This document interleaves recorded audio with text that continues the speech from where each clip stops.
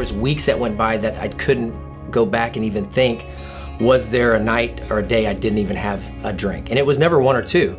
But on paper, I had it together. I have the job, I have the title, I have the beautiful wife, we serve in the neighborhood, we serve in the community, we serve at church, but then there's a secret, there's a stronghold. And nobody knows. My wife knows, the Lord knows, but nobody really knows what's holding me back. And so we went about our normal. We went about every night, there was alcohol, there was partying. Every morning there was quiet time, followed by, how do I make this go away? I'm sick of this. Like, I wish, Lord, can you take this away from me? Make it taste awful. During that time, I've been journaling more and I'm writing, okay, I've got these boys and I've got so much to teach them, foundational, practical, spiritual things. So I was journaling and I told my wife, I said, I don't know, this could become a book one day. I sell flooring for a living. I sell commodity flooring to apartments. We go to a wedding and we sit at a table and there's only one other couple at that table. And it's just us and this beautiful Nigerian couple, and we're having just great conversation.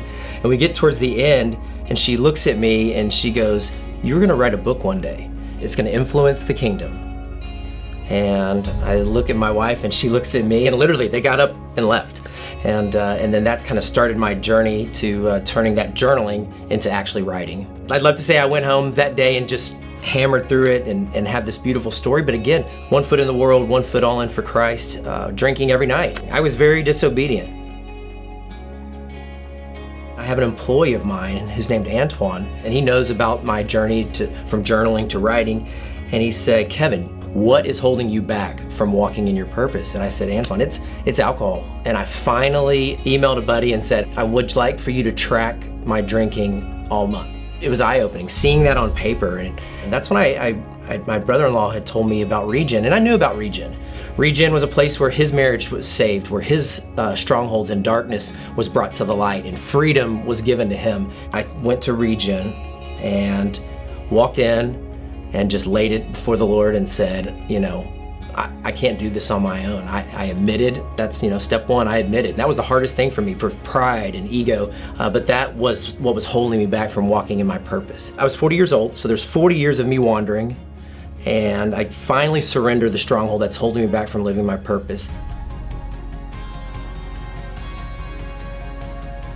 And that's how big our God is. We are just searching for something like this big. He goes, "No, I'm gonna give you something this big." And I don't know what it looks like. And that's the coolest part. It's one day walking step by step by step. And the Lord has showed up to tell me that He's got me covered. He's got His arms around me, and that He's got crazy big plans for me and my family.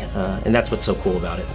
The journey it's just been absolutely beautiful since I admitted and gave over that stronghold to the Lord.